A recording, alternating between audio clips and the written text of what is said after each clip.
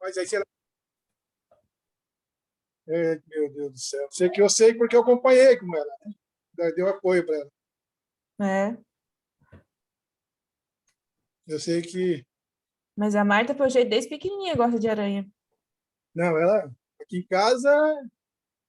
Até hoje a gente acha aranha. Até hoje a minha esposa vai dar uma limpeza atrás de nós, ela acha aranha aqui. Que é pela. É,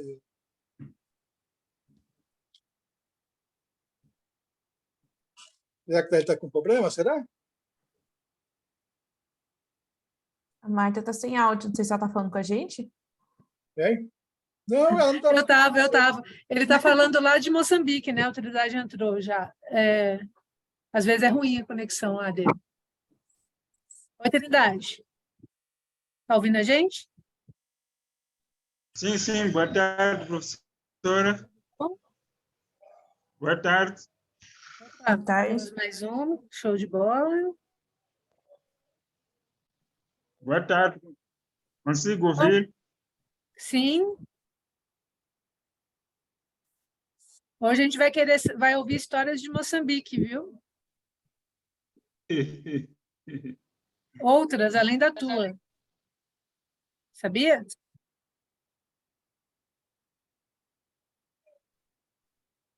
Raquel, bom dia. Logo, logo a gente começa o nosso bate-papo. Tudo bom? Bom dia, tudo bem? Joinha? Essa é minha mãe.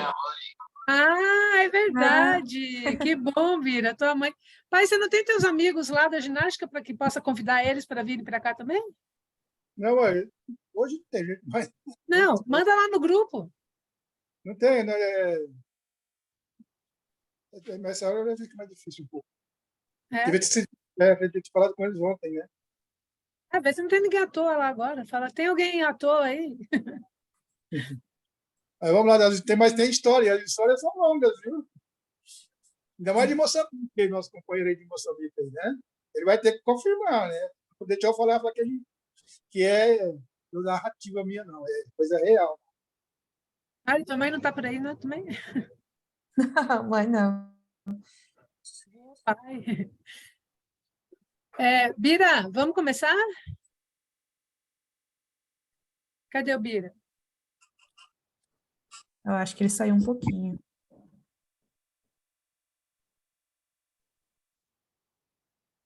gente pode começar aqui para a gente poder começar a ouvir os causos aqui. Esperar o Bira. O Bira tá aí? O Bira está por aí, Raquel? Foi lá para a escola. O Bira está chegando ali na casa dele, já ele deve falar com você.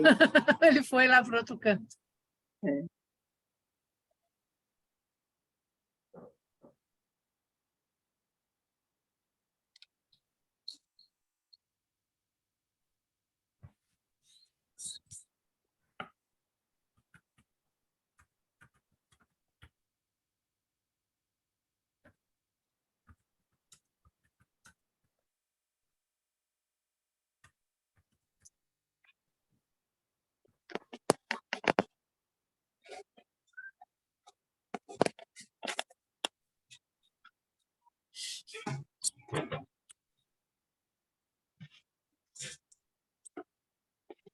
Vamos lá, Bira?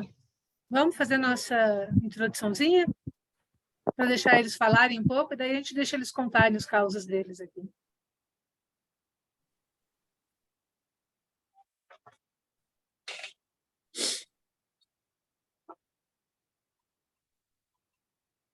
Tá sem som. Eu acho que estão me ouvindo? Oi, acho que desativou o meu som aqui, né? Agora tá beleza. Sim. Agora funcionou, né? Que eu cliquei aqui sem querer. Então, bom dia a todos, pessoal. Tudo bem com vocês? Bom dia, tudo beleza. Satisfação estar aqui com vocês. Eu vi que o Trindade está aí presente também. Bom dia, Trindade. Bom dia, aqui já é boa tarde. Aí já é boa tarde. Bom, é uma satisfação Sim, estar aqui com sim. você. E falar com você também, né, Trindade? Nós colaboramos no artigo, né? A gente não trocou palavras aqui, né? Oficialmente, só na escrita. Então, a satisfação estar aqui com você. Exato, exato. Isso mesmo. Então, assim, gente, hoje nós estamos aqui reunidos para falar um pouco sobre biofobia, né? Que seria, o que seria Por causa biofobia? da conexão, eu tenho cortado a imagem, por causa da conexão, para melhorar um pouco a imagem, mas para si. Sim, tudo bem, Trindade, sem problemas. Tem- Então, hoje nós vamos falar aqui sobre biofobia, né? O que seria biofobia? O medo que se tem de algum animal, né? De alguma situação envolvendo a natureza, de algum ambiente até mesmo, né? Um medo que se tem de algum ser vivo. Então, é sobre isso que nós vamos estar falando aqui hoje, né? Quando a gente pensa em biofobia, né? Nós trazemos à mente esse negócio de ter medo de algum animal. Eu lembro que um animal que sempre me trouxe muito medo foi tal animal. Sempre tive muito medo durante a infância, durante a juventude, sempre tive muito medo de algum animal. Quando a gente fala sobre isso, nós estamos falando de uma relação que nós temos com os seres vivos, né? E essa relação que nós temos com os seres vivos, ela é determinada por diversos fatores. Pode ter sido um trauma que você sofreu na infância, né? Igual eu estava contando numa outra reunião que eu, quando era mais novo, a minha mãe está aí presente, ela vai saber muito bem dessas histórias. A gente vivia aqui nos terrenos baldios, aqui próximo da região, pegando bicho, né? Pegando aranha, pegando besouro. Eu gostava mais de ficar pegando aranha nos potes, né? Ficava rodando aí pegando aranha. E teve uma situação que me marcou, que eu estava num terreno baldio desses e era bem comum ter bastante daqueles gafanhotos soldados, aqueles gafanhotos que, quando são jovens, eles são vermelhos e pretos, né? Vermelhinho e pretinho, quando tá naquele estado juvenil dele. E quando ele se torna adulto, ele fica um gafanhotão grande, assim, verde, com amarelo, um amarelo vibrante com verde, assim, parece um soldado. Então, esse gafanhoto, quando não tinha predadores naturais, né, porque estava se tratando de um ambiente bem modificado pelo homem, então era um terreno baldio, tinha bastante capim e tudo mais. Então, esses gafanhotos, eles proliferavam bastante. Daí me recordo uma situação que estava lá no mato, caçando bicho, caçando aranha, e tinha um grupo desses gafanhotos, e quando eu cheguei perto, todos eles voaram, assim, né, bateram aquelas asas, e com aquelas pernas deles que tinham aqueles espinhozinhos e grudaram na cabeça, né, no meio do cabelo e tudo mais, na nuca, ia sair que nem um doido do meio do mato, correndo, jogando os bichos para fora, assim. Então, isso aí me fez ter um certo medo desses gafanhotos, né, uma aversão, um nojo que eu tive desses gafanhotos e que eu carreguei por bastante tempo na minha vida. Vocês sabem que eu sou biólogo, eu sou especialista em educação ambiental, sou mestre em bioética, mas por muito tempo, mesmo sendo biólogo, gafanhoto era um bicho que eu tinha um pouco de aversão. Né? Tinha um pouco de aversão, não gostava deles, não gostava de encostar neles, me dava uma certa repulsa, um certo asco. Mas isso porque eu tive uma experiência ruim com eles, né? Porque eu tive uma experiência que, vamos dizer assim, foi traumática com esses gafanhotos. Mas vocês já pararam para reparar, perceber que existem certos animais que a gente não precisa ter uma experiência ruim para a gente ter medo deles, para a gente querer estar longe deles? Já perceberam isso? Tem certos animais que a gente não precisa ter tido nenhuma experiência ruim.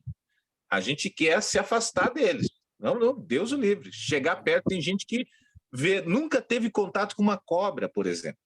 Tem gente que nunca teve contato com uma cobra. Nunca chegou próximo, nunca encostou a mão, nem nada parecido, mas morre de medo. Quando vê, às vezes, na televisão, chega a se arrepia de medo de ver uma cobra. Né? A mesma coisa pode acontecer, por exemplo, para uma aranha. Né? A professora Marta estava comentando sobre o negócio da aracnofobia, né? Como tanta gente diz, não, eu tenho aracnofobia, eu tenho morro de medo de aranhas. E o pensamento que fica é, será que existe alguma explicação para a gente ter medo de certos animais, mesmo sem ter tido nenhuma experiência concreta com eles? Será que existe alguma explicação para isso? Bom, a gente esteve estudando um pouco sobre esse assunto e chegamos até a hipótese da biofilia. Hipótese da biofilia. Olha, se você pensar um pouco sobre biofilia, uma afeição, uma proximidade com a vida. Um pesquisador norte-americano, biólogo também, Edward Osborne Wilson, em 1984, ele escreveu um livro falando sobre essa hipótese da biofilia. E o que dizia essa tal dessa hipótese da biofilia? Ele disse que nós, seres humanos, nós temos uma espécie de afiliação, de proximidade com a natureza, ligação com a natureza, e isso é nosso, isso está dentro de nós. Ele falou que todos os seres humanos têm essa espécie de afinidade com a natureza, já nasce com ela. E como que o ser humano supostamente adquiriu essa afinidade com a natureza, segundo esse pesquisador?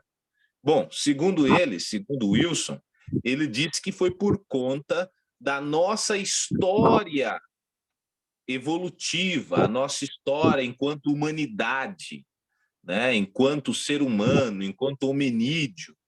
A nossa história evolutiva, desde a história dos primeiros seres humanos que surgiram na face da Terra, eles viveram sempre em contato com a natureza. Se você for parar para pensar um pouco mais aqui, que só tem melhor idade aqui, né? Que é o grupo da melhor idade, né? Então, se você for refletir um pouco e lembrar um pouco mais, né? Há muito tempo atrás, nós estamos curiosíssimos para ouvir a opinião de vocês. Vocês vão perceber e vão comentar com a gente, vão nos explicar que há anos atrás tínhamos muito mais contato com a natureza do que nós temos hoje, né? Daqui a pouco vocês vão nos explicar sobre isso. E assim também foi com a história da humanidade, né? Os primeiros seres humanos que apareceram no planeta viviam numa relação muito íntima, um contato muito próximo com a natureza. E somente nos últimos anos é que o ser humano foi se isolando da natureza. E aí, o que acontece em relação a isso? Quando nós nos isolamos da natureza, nós ficamos estressados, nós ficamos muitas vezes doentes, né? Tem alguma coisa errada, se sentindo mal, está se sentindo doente, está se sentindo estressado, mentalmente não está bem, e às vezes não consegue compreender, estou precisando de férias, eu estou precisando de férias, né?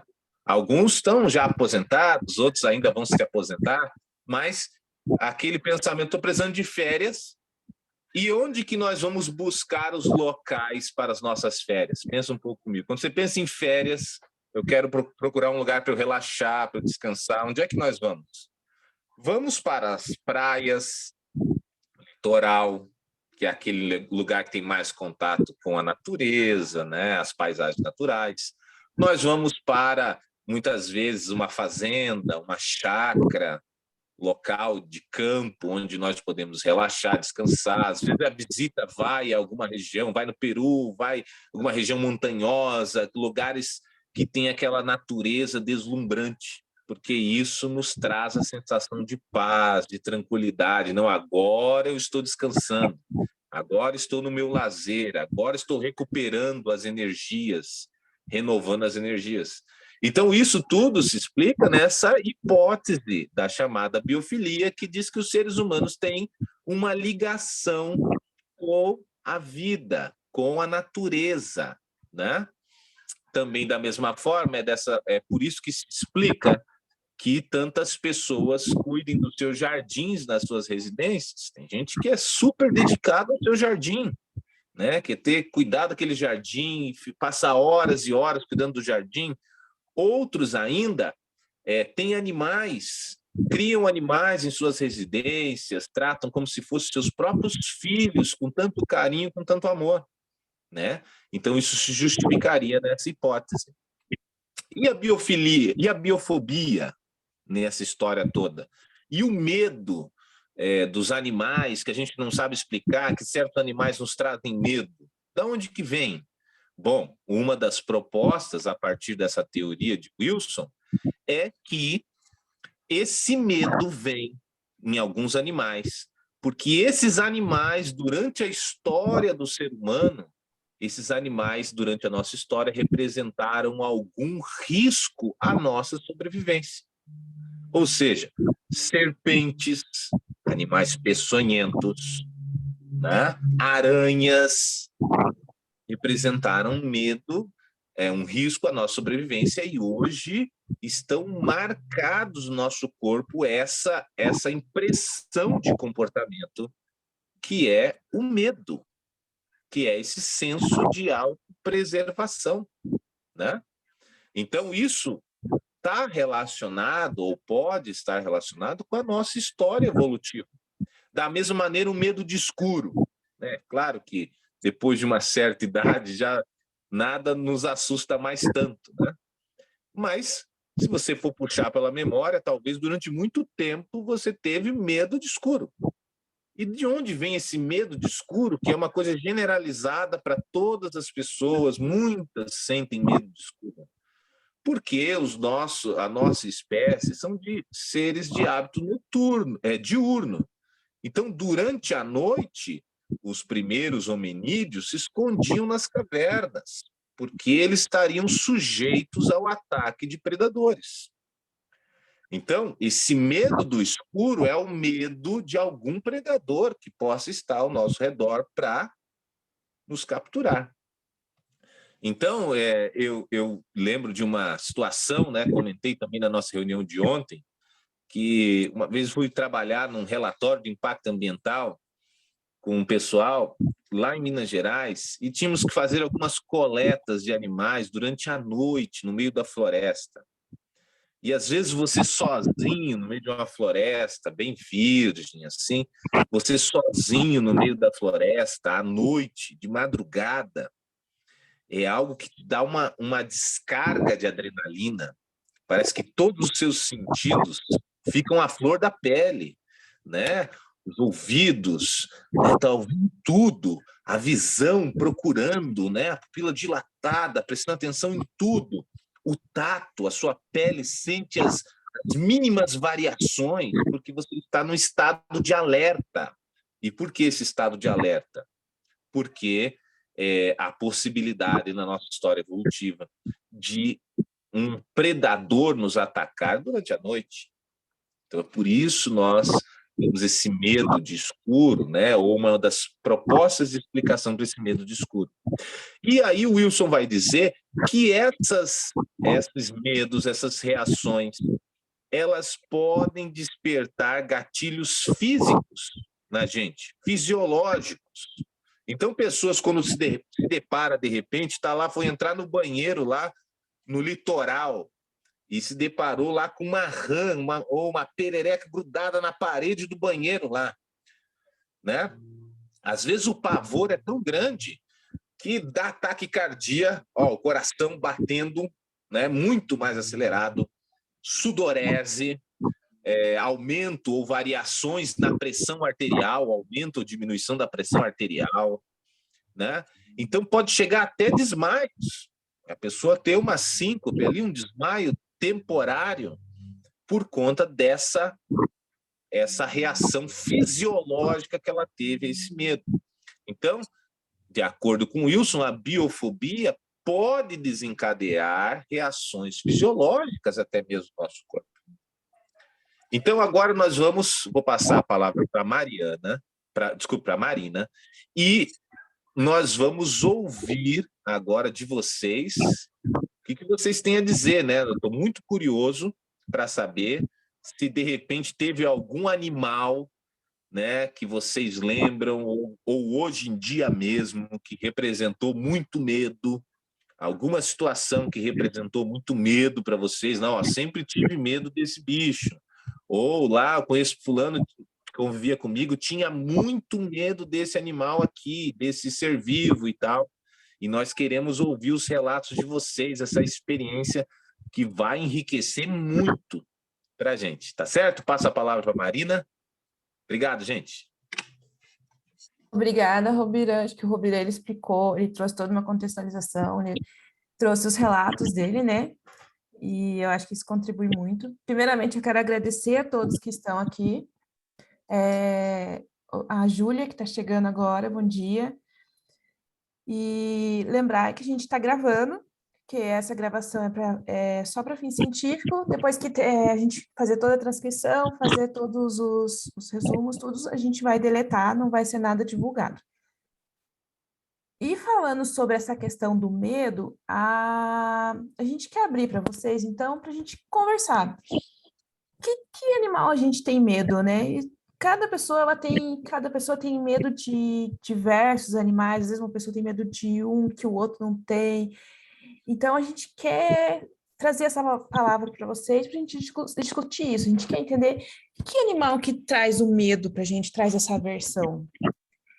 Então, eu vou fazer assim, vou pedir para erguer a mão, quem quiser falar, daí eu vou dando uma vez. Se caso alguém não quiser falar no vídeo, eu também abro para falar no chat também, que daí a gente lê lá, tá bom?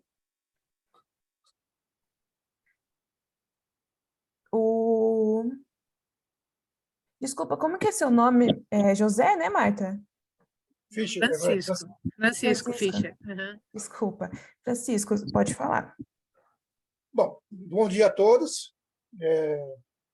Obrigado por estar participando dessa live, né? E o tema é muito bacana. Muito bacana pelo seguinte, a gente estava ouvindo o Santos falar que a convivência com o animal é coisa maravilhosa. Eu tive o privilégio de ter um pai que ele amava, ele adorava. Então, só antes de falar do bicho que eu tenho medo, né?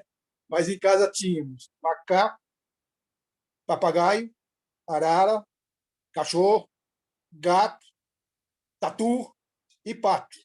Tem mais alguma coisa que eu não estou lembrando. Então, era reflexo de bicho dentro de casa, né? Papagaio comia com a gente na mesa. E tinha que deixar, ele escolhia o prato e ele tinha toda a liberdade do momento. E o que eu achava mais bonito era a hora que meu pai saía do trabalho, às 5 horas da tarde, que é aquele horário todos os dias, aquele bando de patos, 4 ou 5 patos, saía para encontrar com ele no caminho. Saíam andando, encontravam com ele. Então, era a coisa mais linda. Então, e o que o Santos estava falando é realmente uma coisa maravilhosa viver no meio de animais. Eu vivi isso na minha infância. Agora, sobre o medo de bicho, de animais, eu tenho medo danado de cobra. Eu trabalhei muito o tempo todo, né? Minhas atividades foram em obras de construção civis. Então, a gente trabalhava em construção civil em obras de barragem, estradas, não era em cidades, né? Então, a gente convivia muito com animais. E eu tinha muito medo de cobra. Porque a gente estava ali, a gente não sabia onde que... Né? A gente estava sempre trabalhando no meio de natureza, né? Então, a gente para encontrar uma cobra era a coisa mais normal que tinha. E eu tive em Moçambique, perto o Trindade, né? Está aí acompanhando, eles que devem confirmar. Moçambique é um país que a cobra é Deus no céu e a cobra no país. Para vocês terem uma ideia, até a cor do uniforme da seleção de futebol, acho que de Moçambique é cor cinza, em consideração e respeito a ninja, as cobras. Então, história de cobra em Moçambique, se você pegar um moçambicano, você fica 2 dias e não te conta tudo, né? Então, eu vou contar aqui, posso contar 2 casos, né, que foram vividos, real. Eu vou contar uma, porque tanto medo de quem tem de cobra e tanto respeito que eu tenho por elas, né, que é distância. E lá tem uma tal de uma cobra com 2 cabeças, normal e uma cabeça na cauda. Cobra de 2 cabeças. E transitando pela estrada de beira, ali de Chimoio até a divisa, ali com o Zimbabwe, que era o trecho que a gente trabalhava, né? Nós estávamos reconstruindo a estrada. Cruzou-se uma cobra no caminho. E o meu chofer, o motorista que estava conduzindo o carro, parou, falou, é uma cobra de 2 cabeças. Eu falei, para que eu quero tirar a foto, quero mandar para minha filha, que minha filha está estudando essa área de biologia. E quando ele não vai querer a foto, até mandei a foto, está aí a foto da bichinha aí, ó, na hora. São duas posições que eu peguei. E o Trindade pode confirmar. Aí, quando nós voltamos para o carro, senti que o motorista estava sério, quieto. Falei, o que está acontecendo que você ficou preocupado? Ele falou, ele chama a gente de patrão lá. Não chama a gente de doutor. Eu também não sou doutor, mas quando ele patrão, quem foi que viu essa cobra primeiro? Agora, eu não sei, né? Se foi eu, foi você. Ele falou, cara, eu estou preocupado, porque quem vê a cobra primeiro está com a vida lascada. Daí para frente, né? Para com isso, cara. Gente, foi 15 dias. Em 15 dias, esse cara bateu o carro 2 vezes.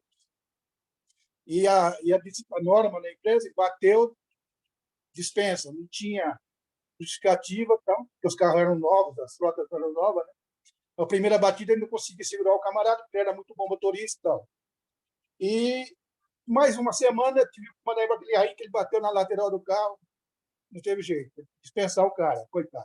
E na época, nós estávamos lá, estava vindo da Guerra Civil, né? Então o trabalho era muito difícil. E falei, e agora, hein? Será que foi ele que viu? Mas, pelo jeito, foi ele que viu a cobra primeiro. Gente, daí 15 dias eu estava embarcando para o Brasil com um atestado de estresse, eu estava tendo tontura lá na obra. Cheguei até a cair um dia, passei pelos exames, até foi em Zimbábue, porque chegou e não tinha assim, uma clínica, né, especializada. Eu fui para a divisa ali na Zimbábue, não me lembro, eu não me recordo o nome da cidade que faz divisa ali com Moçambique. Então, o atestado que eu precisava me afastar do serviço, eu estava estressado. A Marta, ela é testemunha. Quando eu cheguei no Brasil, ela foi me buscar no aeroporto, eu desci do avião aqui em Curitiba, desembarquei sobre cadeira de rodas. Isso foi tudo depois que a gente viu a danada. Eu não olho muito para essa cobra aí, não sei se pela foto tem alguma coisa a ver. Mas foi assim, vimos a cobra com coisa assim de 20, 30 dias, aconteceu tudo isso com a gente. Tá? Então, esse é um caso, e aí passei a ter respeito. Né? Se você me permitir, vou contar mais um casinho. Agora, fora da casa. Tá? Mas Pode ficar à vontade. Na empresa que eu trabalhava, a gente convivia muito com as comunidades. Que a gente ia lá montar uma planta de concreto, uma planta de setor. Então, a gente vivia muito. E a gente tinha a liberdade de oferecer alguma coisa para aquela comunidade que estava ao redor, para a gente ter uma convivência. Né? Essa aí é de Angola, Lu. Marta, depois eu volto com o caso aí. Essa é de Angola. Tem a interessante da música do som. Aí eu resolvi, falei assim, vou oferecer um churrasquinho, que é coisa de brasileiro, né? Churrasquinho, eu vou comprar uns 3, 4 cabritos, porque o que mais tinha lá era cabrito e plantação de milho, porque é a coisa que... Inclusive, até falava para o meu motorista, pô, então essa pobreza, a pessoa passando até fome, com umas lavouras de milho, os cabritos soltos, mas ninguém pega isso aí, ninguém rouba. Olha lá, você entra lá naquela lavoura de milho para você botar a mão no milho. Mas o que acontece? Quando você entrar na lavoura que você vai pegar isso não aconteceu, porque eu não fui, né? Então, eu não posso ter certeza que é, mas era... Se você botar a mão no milho daquele, vem uma chuva de cobra em cima de você. O Trindade, acho que até pode confirmar isso. Era o que me diziam, né? Vinha aquela onda que fosse as cobras te atacando para você não pegar. E os cabritos, quando eu comprei os cabritos, falou: antes de você matar o cabrito e não servir para a gente, você tem que levar para um pai de santo, para nós. E para eles aqui é pai de rei, alguma coisa assim. Falei, para quê? Então, ele tem que pimpar o cabrito. O cabrito está preparado, ele está protegido espiritualmente. Então, se nós matar o cabrito aqui e assar e comer, com 3 dias nós vamos estar ouvindo o cabrito cantar na nossa barriga. E eu tive que pegar os cabritos e levar lá para esse senhor. Ele fez o trabalho, ele falou: está liberado, pode matar e comer o cabrito. Tá? Então, essa é a segunda história de Moçambique. Tem mais história, mas depois eu acho que essas duas já dá para, né, fortalecer o tema. E essa que a Marta mostrou era uma das tendas que a gente... nossos alojamentos lá em Angola, também na África. Está vendo aí, ó? Que a gente foi... após a Guerra Civil, nós voltamos para uma obra que a gente tinha em Capanda, o usina hidrelétrica Capanda, em Angola. Esse fumacê aí era 3 vezes por dia, de manhã, após o almoço e à tarde, para a gente se proteger da malária, que mesmo com toda essa proteção, pegar uma malária fortíssima lá em Angola, foi 55 mil pontos, não sei o que lá, muito altíssimo, né? E contra também nos proteger da mosca do sono. Acho que vocês já ouviram falar na mosca do sono, não sei. Isso lá em Angola é muito preocupante. Quem leva uma picada daquela mosca morre dormindo. É a tal da mosca do sono. Então, eu tinha muito medo dessa mosca do sono. Eu já sou meio do minhoca, sabe? Já estou na marcha, sabe? Que é minha... no meu quarto lá, quietinho, dormindo. Falei, pô, se eu levar uma picada dessa mosca aí, então... Então, eu tinha muito medo dessa mosca do sono. Então, essas são umas 3 historinhas que eu tenho aí, acho que dá para alimentar aí o bate-papo. Obrigado. Obrigada a você. Nossa, muito obrigada mesmo. E você trouxe bastante... Pergunta se o Trindade quer contribuir. Trindade, você quer contribuir com a história do nosso amigo? Bem, a minha conexão, eu dizia que a minha conexão hoje não está de coisa, mas, bem, eu gostei de ouvir as histórias interessantes aqui, apresentarem, e fez-me recordar, quando fala da mosca do sono, nós chamamos de mosca de tsetse. De fato, eu também tenho, durante a infância, eu tinha muito medo dessa mosca aí. Eu, meus colegas, na altura, de fato, tínhamos essa ideia de que ser ferrada por esta mosca, a pessoa, para além da dor que podia sentir, também passava por esta sensação de ter muito sono, ter que ficar com sono. Mas eu gostaria de partilhar uma experiência aqui, está relacionado com o nosso tema de hoje. Bem, durante a infância, nós tínhamos o hábito de subir nas árvores de fruta, mangueiras, goiabeiras. E houve um dia em que um amigo, o amigo aconteceu diretamente comigo, eu estava com um amigo, ele subiu numa goiabeira para tirar a goiaba aí, e de repente ele depara-se lá com uma abelha uma vez. A abelha não chegou ali e ele se assustou e caiu. E acabou foi uma queda dura e teve que ser engessado.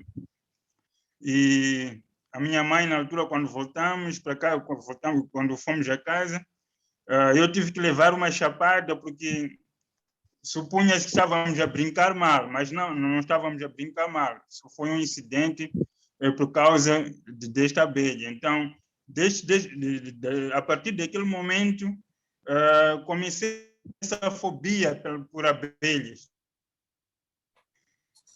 E só mais tarde, já crescido, em que este medo começou a passar, mas durante a infância eu sentia este medo, esta fobia por abelha. E o outro animal que, como foi dito logo na apresentação, no início, não tenho contato, mas eu tenho medo da cobra. Por exemplo, mesmo vendo vídeos, imagens, não gosto da cobra. Ela cria a fobia. Para dizer que há animais que não precisamos estar em contato direto com elas, mas só por imaginar a ela já nos dá esse medo, temos essa sensação de medo da perigosidade que ela representa. Então, a experiência que eu gostaria de partilhar com relação à fobia, né, dos animais. Não sei se conseguem me ouvir ali. Sim, aham.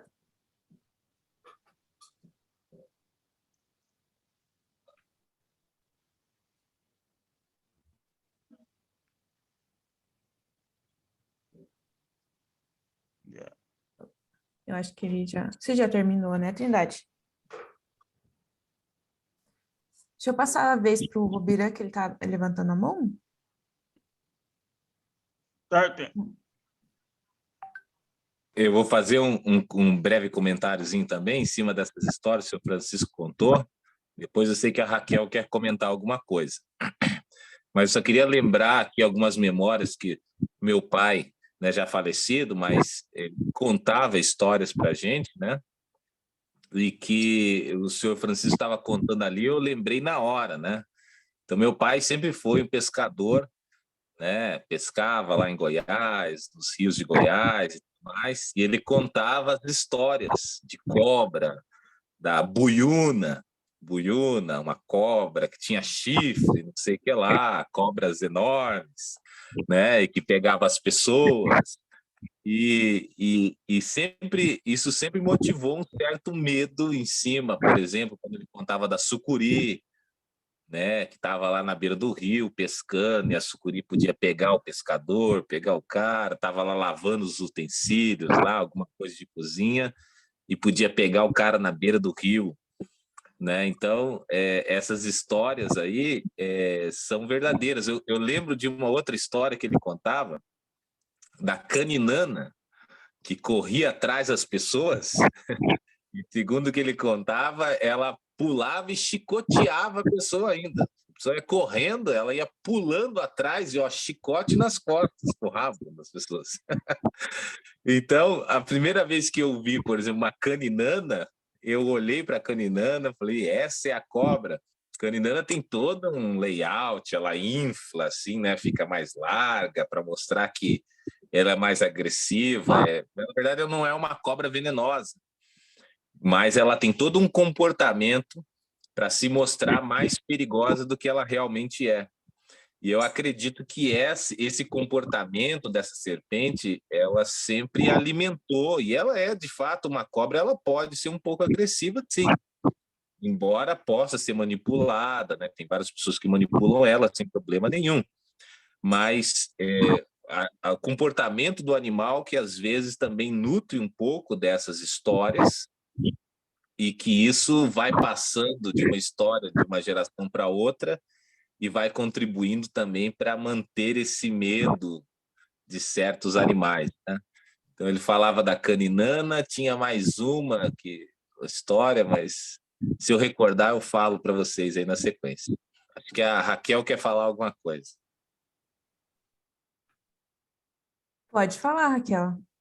Eu sou uma pessoa que respeito muito os animais, né? Eu acho que ele só ataca você quando ele se sente ameaçado ou quando ele está com fome.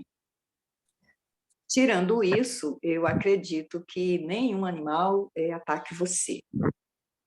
Mas eu tenho alguns medos por coisas que me aconteceram na infância e na juventude. Eu fui criada em Recife, num período que tinha muita vegetação, então a gente lavava a roupa no rio, ficava no meio do mato, e algumas recomendações eram feitas para a gente. Então, não tinha medo de cobra, mas diziam assim, tem uma cobra verde que ela, às vezes, atravessa o caminho e ela parece um galho do mato. Então, você tem que andar tendo cuidado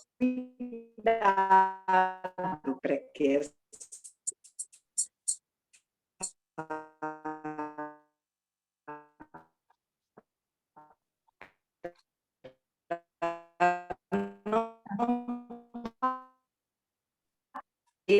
Está travando um pouquinho dela. andar no mato,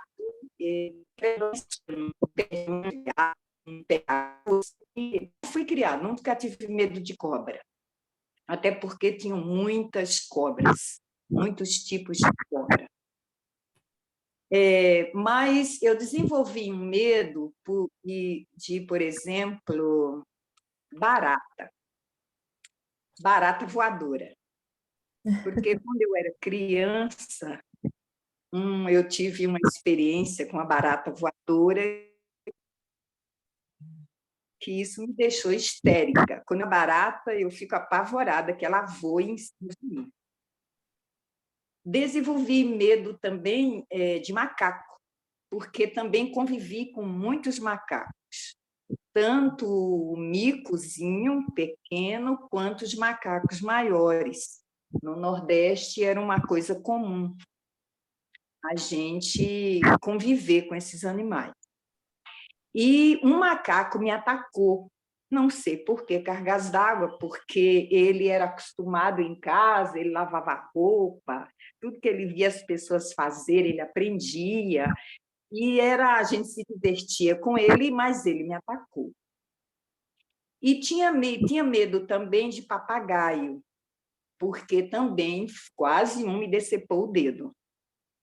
Não era meu, era de outra pessoa, talvez por isso ele me atacou. Pedindo o pé, ele foi lá e catou meu dedo. E outro medo que eu desenvolvi também, medo de louva-a-Deus. Por isso, né, que o louva-a-Deus atacava, e até pelo jeito, pelo biotipo dele, eu desenvolvi um medo que até hoje, se eu vejo um louva-a-Deus, eu chego perto dele.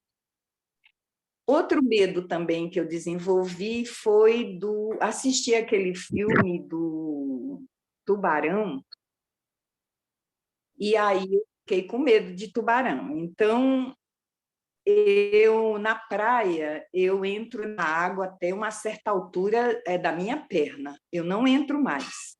Se alguma coisa mexer embaixo no meu pé, eu saio correndo. Nos rios, eu também tenho medo dos animais que ficam ali embaixo da água, principalmente se a água for escura, então não entro. Então, assim, eu tenho toda a consciência que o animal, como eu já falei, só ataca você se ele tiver com fome ou se ele se sentir ameaçado.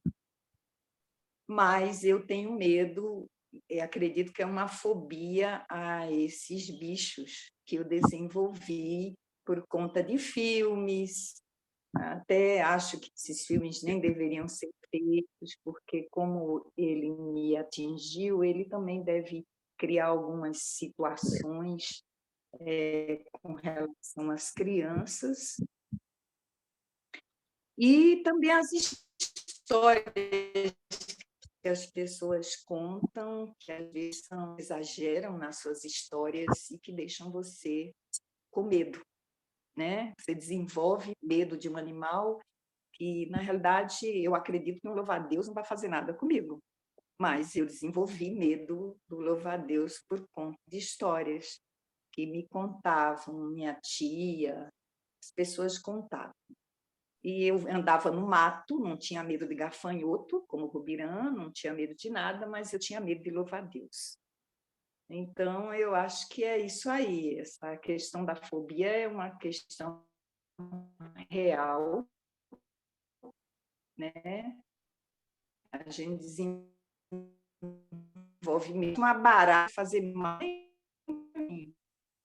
uma barata, eu fico preocupada, mas é uma realidade. Então, essa seria a contribuição com relação a isso. Obrigada, Raquel. O teu áudio ele travou um pouquinho, mas a gente conseguiu ouvir bem, você trouxe bastante coisa. E é interessante, né? Porque você mostrou os dois lados. A gente tem a questão do medo daquilo que a gente experimenta e do medo daquilo que a gente não experimenta, que a gente acaba vendo, que nem o que você falou, né? Pela televisão, o que as pessoas comentam. Então, a gente acaba desenvolvendo esses dois tipos de medo mesmo, né? Tem esses dois tipos que a gente tem. Eu vou dar a vez para a Júlia. Júlia, quer comentar qual o seu tipo de medo, qual animal?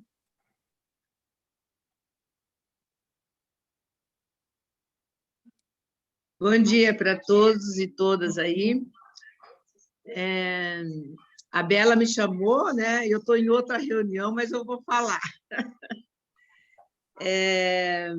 Primeiro, assim, eu gosto dos animais, cada um no seu habitat. Eu não gosto de animal dentro de casa, com esse povo que está aí nesse chamego, parecendo que o animal é um ser humano de alma, espírito, pensamento, raciocínio. Eu sei que eles têm a afetividade deles, então a gente tem que respeitar. Mas, você passa assim, nossa, deixou um bichinho ali, nossa, vai ser denunciado, as pessoas vão até para a cadeia por causa de um bicho. É um bicho, é um animal irracional. E aí agora criou esse comportamento no ser humano carente, né? Que está desse jeito, e isso me incomoda. Então, se você vai num restaurante, vai em shopping, vai em todo lugar, agora a prioridade é para os animais. Então, só para vocês saberem. Então, em primeiro momento, eu falo assim, eu não gosto de animal, mas é nessa circunstância, porque cada um no seu lugar. E a questão de fobia, foi falado muito da cobra aí, e porque eu sou baiana, nasci na Bahia, fui criada no Paraná, e minha mãe é baiana. E eu acho que tem essa questão do comportamento lá do povo do norte, que ficava lavando as roupas na beira do rio, na beira do córrego, né? E ter medo de cobra. E a minha mãe, coitada da cobra, todo mundo está tendo medo, né? Minha mãe tem medo ainda, né? Porque ela está viva, tem 90 anos, ela tem medo de cobra e ela passou isso para os filhos, né? Então, eu não tinha contato com cobra, nunca tinha visto cobra desde pequena, assim, e o medo dela era tanto que quando a gente mudou numa casa e tinha uma construção, e assim, naquela época, né, passava o vermelhão no chão, passava aquela cera vermelha, né? Então, não tinha como um bicho peçonhento ir para dentro da sua casa. Mas aí um dia a gente estava assim, tomando café, olhei num canto, uma cobrinha. Acho que era assim, uns 3 palmos de cobrinha dentro da cozinha. Meu Deus, essa mulher saiu louca, gritando, correndo, e eu saí também correndo. Tanto é que eu não sou Miss Brasil, porque eu machuquei o joelho, aí fiquei com uma mancha no joelho, não pude ser Miss Brasil. Menina, eu caí numa pedra de ponta naquela época e cortei todo o joelho por causa dessa bendita cobrinha, né? Que depois os vizinhos foram lá e tiraram a cobra, sei lá o que fizeram, porque tiveram que levar para Santa Casa, em Arapongas, que eu morava quando era criança. Teve que fazer todo um curativo no joelho, e deram anestesia local, que eu quase morri de dor, e fizeram 3 pontos, que até hoje eu tenho essa marca no joelho com uma cobra dentro da minha casa. Então, em todo lugar que eu vou, eu faço até as orações lá, tem uma oração, tem um santo, acho que é São Bento, tem um santo aí que diz que espanta a cobra. Em todo lugar que eu vou, faço oração, assim, corro de medo, e não quero encontrar cobra, né? Então, na praia, a Bela sabe, a gente tem uma casa lá, logo no começo, que estavam cortando grama, tudo, apareceu também uma cobrinha pequena, que já tiraram tudo e nunca mais foi. Mas eu vou lá, sempre olho em todos os cantos, jogo canela e cravo, que diz que espanta, nos cantos, e jogo e ponho ali. Mas, coitada da cobra, ela não faz nada com a gente, porque a gente não tem nem que mexer com ela, né?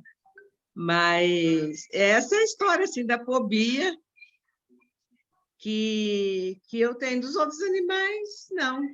E a nossa companheira que Fernando falou anteriormente aí, ela tem que fazer uma terapia, porque tantos bichos que ela tem medo.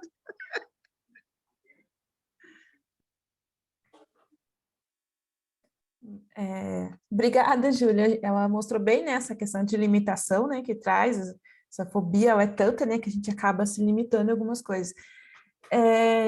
Quem não falou ainda, a Rosana, gostaria de trazer alguma contribuição, falar sobre algum bichinho que você tem medo, alguma limitação?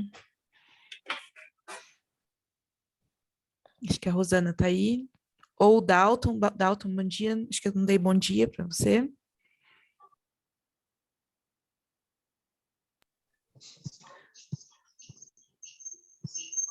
Bom dia. Bom dia. Olha, eu não tenho, assim, acho que eu fobia por animais, não. Eu não gosto de barata perto, assim, mas cobra também nunca vi muito longe. Mas eu acho que não, eu acho que como a Júlia falou, cada animal no seu lugar, a gente não se envolvendo com eles, está tudo bem. Não tenho... o que eu acho que acontece hoje em dia com cachorro, tantos animais que criar em casa, é que eles acabam humanizando o animal, né? Fazendo com que eles se aproximem da gente, como se fosse parte da família, né? Mas se a gente pegar São Francisco de Assis, São Francisco são irmão Lua, irmão Sol, irmão Cachorrinho, irmão Pato, irmão Cobra, porque todo mundo faz parte da mesma criação. Só que dentro da criação, cada um dentro da sua estrutura, do seu território, né? É isso. Obrigada, Dalton. Rosana, quer fazer alguma contribuição para a gente? Falar sobre algum animal? Desculpe, pessoal, eu estava me batendo um pouco aqui com o celular e mexendo nos lugares errados, não conseguia. Eu posso fazer, eu basicamente faria 3 considerações. Quero até... Uma, o Robiran já falou bastante, né, que é sobre esse medo epigenético, filogenético que a gente traz no decorrer de milhões de anos, que é o medo da proteção com basicamente animais peçonhentos, como aranhas, cobras, escorpiões, e o medo da noite, né, do escuro, do estar na mata, estar à mercê. O segundo, que eu acho que aparece mais aqui no comentário de vocês, que são situações desagradáveis ou traumáticas, no sentido de que passei por uma situação e aquilo foi extremamente desagradável e muitas vezes reforçado por amigos tirando sarro, ridicularizando, que a gente se sente, como que eu posso ter medo disso, daquilo?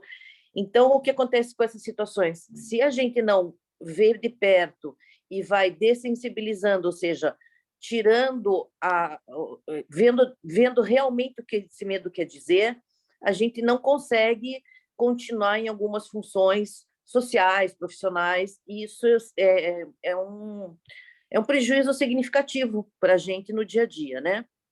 E um terceiro é o medo que vem de acordo com uma ansiedade que a gente gera por um momento ou outro, que, assim, ansiedade todos nós temos e temos que ter até para a nossa proteção, mas muitas vezes a gente usa essa ansiedade para esconder outros problemas. Então, vem como um nome de medo ou medo de várias coisas, que está escondendo uma outra fragilidade ou uma outra situação que vem do histórico da pessoa. Então, acho que tem como trabalhar essa coisa do medo, ela é real, ela tem em várias situações, em vários locais, por todo tipo de população, mas que pode ser revista novamente e ressignificada. Ok? Obrigada, gente. Obrigada pela participação. Obrigada, Rosana. Então, eu queria agradecer a todos vocês. Então, enquanto a gente estava discutindo, né, a Marta ela fez a elaboração de um mapa que ela vai mostrar para vocês agora.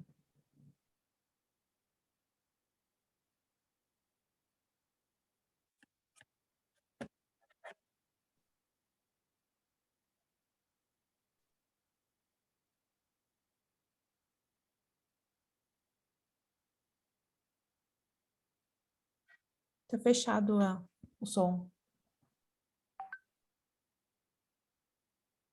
Eu não estava conseguindo achar o negócio ali para soltar. Agora eu vou. Bom, gente, que legal. Muito obrigada mesmo. Vocês enriqueceram muito o nosso trabalho. Eu não sei se vocês sabem, mas a gente vai escrever um livro a partir do relato de vocês, né? Então, todas essas histórias que vocês compartilharam aqui, ela vai servir para a gente poder discutir mais a fundo essa questão do porquê algumas pessoas têm medo de animais. E medos que chegam a atrapalhar o dia a dia delas. E foi muito legal a contribuição de vocês, porque ela trouxe para a gente um outro ponto de vista, que a gente viu, né, ontem. Né? Esse ponto de vista de vocês hoje, eles mostram que tem um componente muito importante do medo relacionado com a história de vida das pessoas, né? E uma história que ela vai sendo passada de geração em geração e que ela tem um objetivo, sim, que é a autopreservação, até porque a vida ela era muito mais perigosa antes, né? Quando a gente estava muito mais perto da natureza. Mas servia também para você ter aquela coisa que unia as pessoas, né? Um vai contando para o outro, que vai contando para o outro, que vai contando para o outro, né? Até vocês estavam falando, eu estava imaginando aquele momento lá, quando não tinha TV, o pessoal se reunia ali à noite, depois do jantar, e ficavam contando aquelas histórias, os causos, né? E o simples fato de alguém contar algo já te colocava o medo sem você ter passado por aquilo, de fato, né? Como foi contado em várias situações. E é legal porque quando a Raquel fala do filme do Tubarão, o filme ele acaba sendo um tipo de uma história que é contada, só que não entre pessoas, como era antigamente, mas continua sendo uma história que está sendo contada, e sim, né, as pessoas podem ficar com medo a partir de coisas que elas veem ali nos filmes. Então, foi muito bonito assim, ouvir vocês e ver que, de fato, o medo dos animais, eles têm também esse componente que vai ligando, né, uma história na outra, né, e vai fazendo parte daquele universo ali, né, da característica daquele povo, daquele lugar, né, e quando a pessoa... E vocês viram que a gente tem relatos de vários lugares do mundo aqui, né, então, quando você muda de um lugar para o outro e você volta, olha lá, quando eu morei lá na África, ou quando eu vim lá da Bahia, ou quando eu estava lá em Recife, né, lá em Pernambuco. Então, a gente tem diferentes situações e diferentes locais, e isso é super bonito, assim, isso enriquece bastante, né? Desde que esses medos também não paralisem as pessoas. Com o aumento das cidades, né, essa possibilidade de encontrar esses animais foi ficando cada vez mais remota. Só que agora a gente está voltando a essas cidades verdes, vamos dizer assim, né? Então, o mundo moderno, eles estão valorizando, né, as cidades inteligentes, que é o tema de estudo da Mari. As cidades inteligentes, elas estão cada vez mais verdes, né? Então, eu quero muitos parques, eu quero área verde, quero árvores, né, nas ruas, e, obviamente, vai atrair bichos, né? E a Mari viu, inclusive, no trabalho dela, que cobra é um bicho que aparece muito, né, Mari, nas casas das pessoas, né? Aparece demais cobra, né? Parece, aham. Aparece no vaso Não, tanto sanitário. isso, no vaso, nos carros aparece bastante, pessoas que viajam, né? Aparece dentro dos carros, aparece dentro das casas. Mas isso é em relação à área verde, né? E eu já vi até pessoas que compram agora verduras orgânicas, né? Que agora também o orgânico é valorizado. Aí vem junto com a cobrinha ali, vem junto a cobrinha dentro do alface, ali enroladinha Tem ali no casas, alface, né?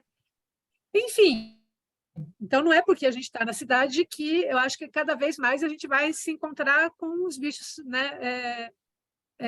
Com esses bichos, né? Então vai aumentando a abelha, vai aumentando a aranha, vai aumentando pernilongo, né? E a gente vê que tem alguns medos que, de fato, né, são medos que eu acho que se coloca na pessoa, que nem o Fischer e o Trindade falaram da mosca do sono, que é para a pessoa ter medo mesmo, porque é muito perigoso, né? Então, a história ela é contada de um jeito que faz com que a pessoa mesmo se autopreserve, né? Então, é um medo que tem um sentido, né? Vamos dizer assim. Quando falar de barata, eu tenho medo de barata, a pessoa fica até envergonhada. Mas não é medo, né? É um cuidado, né? Porque a barata ela também vai transmitir doenças que, de fato, pode comprometer a saúde da pessoa, né? Então, esse é um tipo de medo, vamos dizer assim, uma aversão, que visa a autopreservação, que visa o cuidado, né? Que visa o respeito, né? Que nem o Fischer falou, né? Eu respeito ela, né? Eu sei que ela tem o veneno, eu sei que ela pode me causar o mal, eu sei que ela, sei lá, tem uma questão espiritual ali no meio, então eu respeito, né? Não é aquele o medo que gera um respeito. Isso é muito bonito também. A nossa preocupação aqui, né? E é por onde a gente pesquisa, é quando esse medo faz com que as pessoas não cuidem, né? Não cuidem da natureza, não cuidem dos animais, né? Que tenham atitudes que elas vão se distanciando cada vez mais, né? Então, ela simplesmente se distancia. Eu não quero nada que é vivo, né? Então, eu quero viver, por exemplo, no shopping. Shopping é um ambiente controlado. Eu não sei nem que horas que é no shopping, né? Não tem vento, não tem chuva, não tem sol, não tem dia, não tem noite, não tem bicho, né? Tem segurança que está lá cuidando também, não tem perigo nenhum. Então, é um ambiente controlado. E as pessoas elas estão cada vez mais querendo esse ambiente controlado, né? Então, quando eu esqueci o nome dela, Ana, né? Era Ana, né? A Ana? Júlia, a Júlia. Ela contou a história de ficar procurando. É uma forma de você querer controlar esse ambiente, né? Você está precisando ter essa coisa de controle do que está acontecendo. Então, a nossa preocupação ela vai justamente por isso. Quando a pessoa simplesmente ela fala, eu não quero nenhum bicho, nenhuma relação com animal, e aí ela também não vai querer cuidar, né? E aí a gente vai ter as cidades ficando mais verdes, os bichos mais próximos, e isso sendo, de fato, algo ruim para a pessoa, né? Isso vai causar para ela uma coisa ruim, porque ela não aprendeu ao longo da vida dela a conviver com os animais. E pelo que eu vejo aqui na fala de vocês, tem muito isso, né? Então, quando eu era criança, eu vivi com os animais, eu sei quais são os perigosos, quais não são, e eu sei me proteger dos perigosos. Eu acho que é essa coisa que as crianças hoje estão perdendo. Então, como as crianças não convivem com os animais, elas não conseguem saber qual delas ela tem que ter cuidado, sim, e qual delas não, ela não precisa se preocupar, né? Então, ele lá no lugar dele, vivendo a vida dele, sem eu querer ficar pegando, sem eu querer ficar tendo ele como sendo meu animal, isso vai possibilitar uma existência de respeito em um ambiente que vai ser comum para eles, né? Então, eu vejo assim na fala de vocês essas que eu chamei assim de limitações, né, de fragilidades, né, que vêm muito então com essa questão que eu acabei de falar agora, né, tanto com traumas quanto com relação a histórias que foram ouvidas, né, falar. E eu vejo um valor muito grande, né, para vocês, principalmente memórias, né? Tem muitas memórias, tanto memórias de medo, mas tem memórias boas também. E é justamente essa a importância, né, da gente pesar, né? Então, eu tenho memórias boas com os animais, memórias boas com a natureza e tenho memórias de medo. Então, eu consigo ter essa relação muito mais harmoniosa com a natureza, né? E os potenciais que eu vejo, né, dessa fala toda é de resgatar essas memórias e experiências, né, e trazê-las para o dia a dia, que é isso que a gente quer com esse trabalho, com essa pesquisa, né?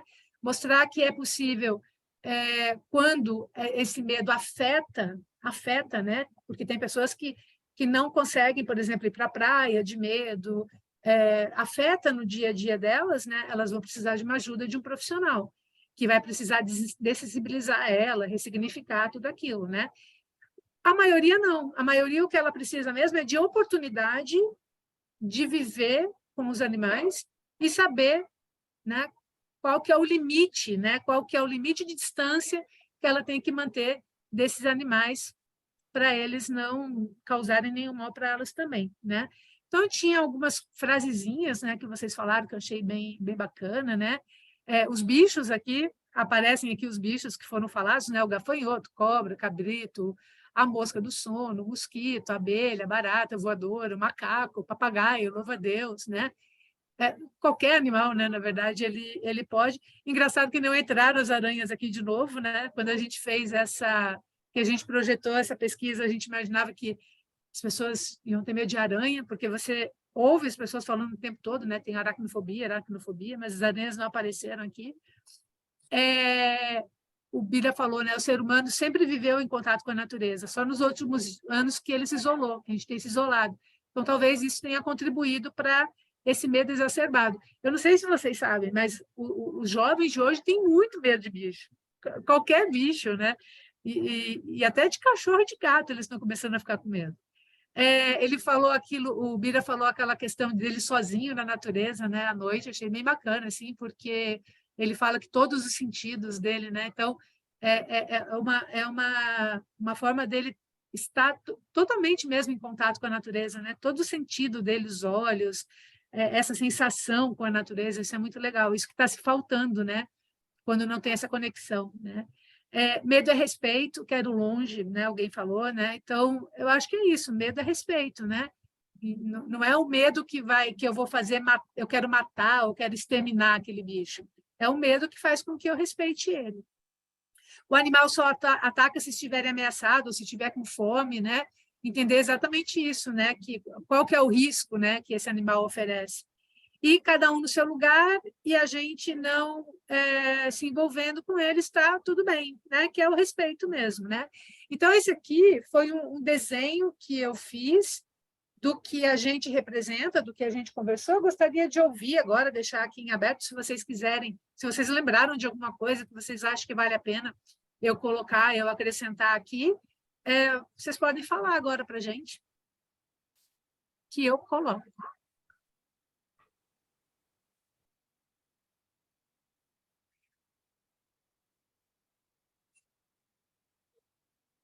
Eu quero agradecer, né, a participação, que foi muito boa para mim, e também esclarece algumas coisas, né?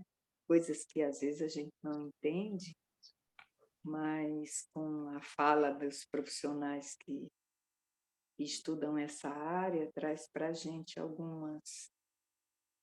uma forma de reflexão a respeito até dos nossos medos, né?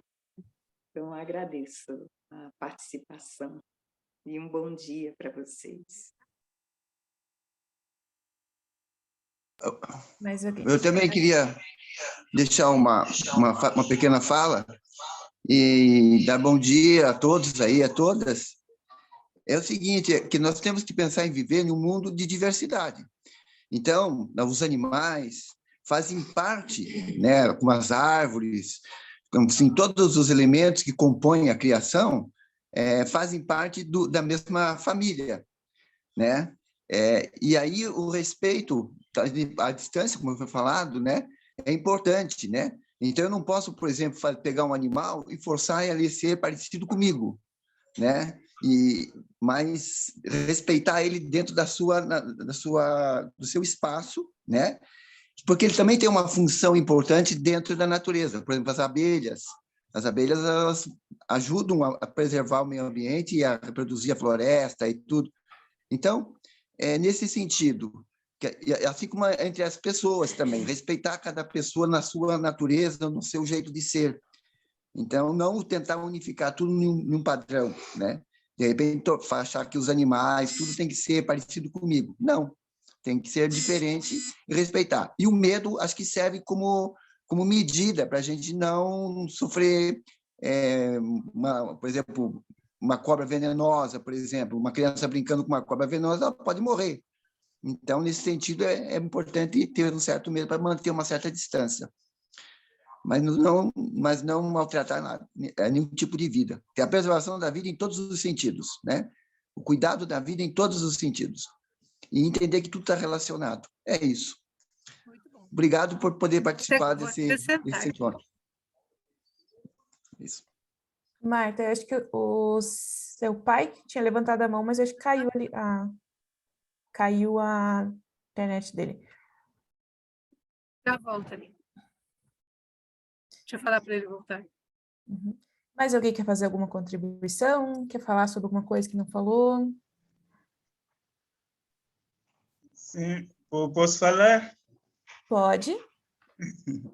Bem, antes de agradecer também por estar presente nesta oficina, gostaria eu de recordar-me que na oficina de ontem acabei falando que vivo numa cidade que é atravessada por um dos maiores rios do continente africano, que é o Rio Zambeze, e este rio é famoso quando se fala de crocodilos. Então, lembrei-me aqui que um dos animais que eu e muita gente aqui da cidade tem medo, tem essa fobia para os crocodilos. Porque quem se faz ao rio Zambeze tem que ter cautela e muito cuidado com relação a esse animal. E há pessoas, por causa da crise hídrica, a crise da água, as pessoas têm recorrido a esse rio para buscar água para lavar a roupa, lavar alguns utensílios, buscar água para casa. E há muitos relatos de pessoas que desaparecem, que não conseguem voltar. Desaparecem mesmo por causa de serem atacados por crocodilos. Então, é um animal que eu tenho medo e muita gente também tem medo deste animal.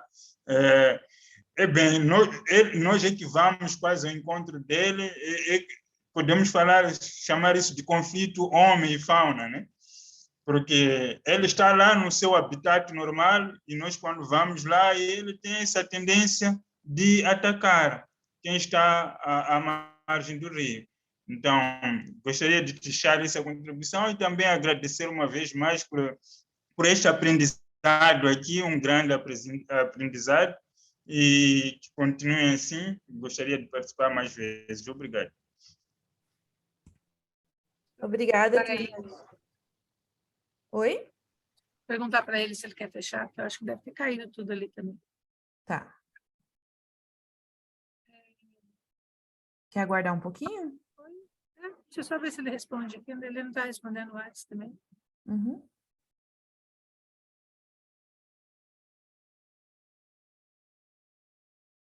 Deixa eu só ver aqui.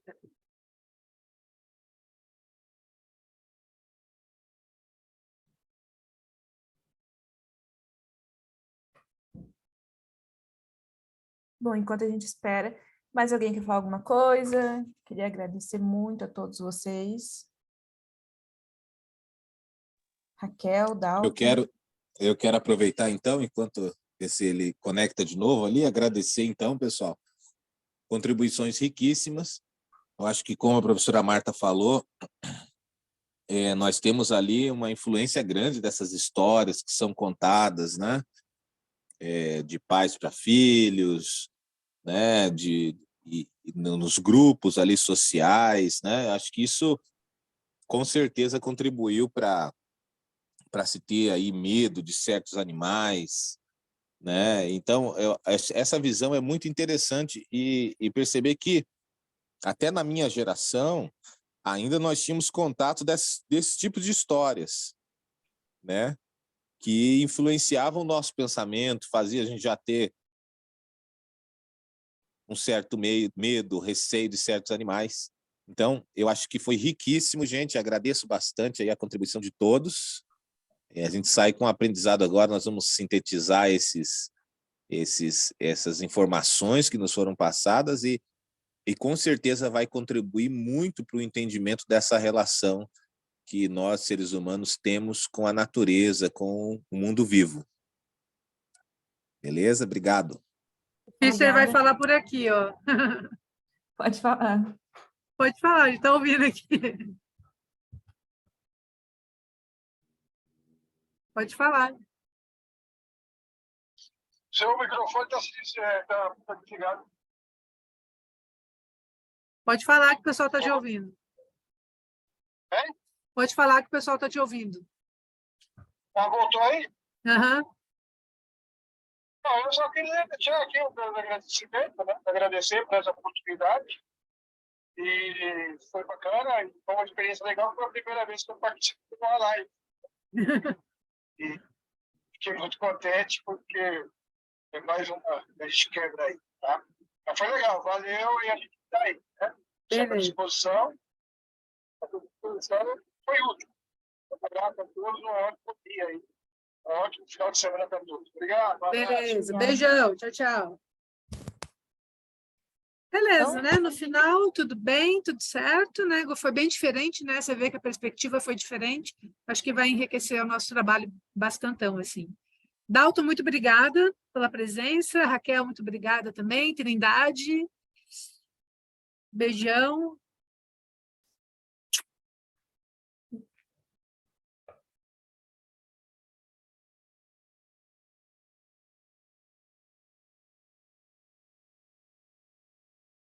Vamos fechar? Vou fechar aqui, então.